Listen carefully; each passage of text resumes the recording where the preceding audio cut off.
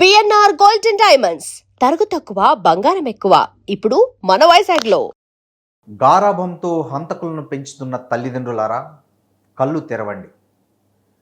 రాజమండ్రిలో జరిగింది కారు ప్రమాదం కాదు, బరి తెగించిన కొందరు తాగుబోతుల అహంకార హత్య. ఎంతో కష్టపడి ఎన్నో కలలతో డాక్టర్ అయిన 28 ఏళ్ల ప్రియాంకను కేవలం ఒక చిన్న గొడవ కోసం మద్యం మత్తులో కారుతో తొక్కించి చంపేశారు. చదువుకున్న యువత సమాజానికి రక్షకులు కావాలి, కానీ వీళ్ళు రాక్షసులయ్యారు. ఇక్కడ 2 కుటుంబాలను చూడండి. ఒకవైపు కూతురు చనిపోయినా ఆ మహా దుఃఖంలోనూ ఆమె అవయవాలను దానం చేసి ఇతరుల ప్రాణాలు కాపాడిన దేవతల్లాంటి తల్లిదండ్రులు. ఇంకోవైపు చేతికి అడిగినంత డబ్బిచ్చి సమాజం మీదకు నరరూప రాక్షసులను వదిలివేసిన తల్లిదండ్రులు. ఒకరు ప్రాణం పోస్తే ఇంకొకరు ప్రాణాలు తీస్తున్నారు.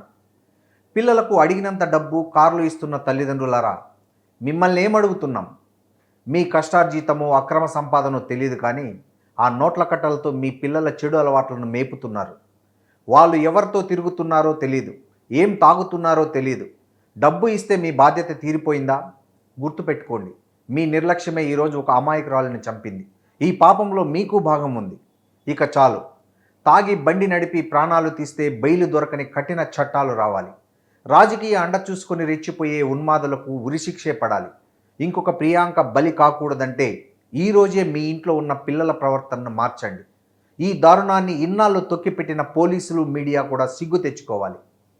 డాక్టర్ ప్రియాంక ఆత్మకు శాంతి కలగాలని కోరుకుంటూ ఈ నిజం అందరికీ చేరేలా వెంటనే షేర్ చేయండి.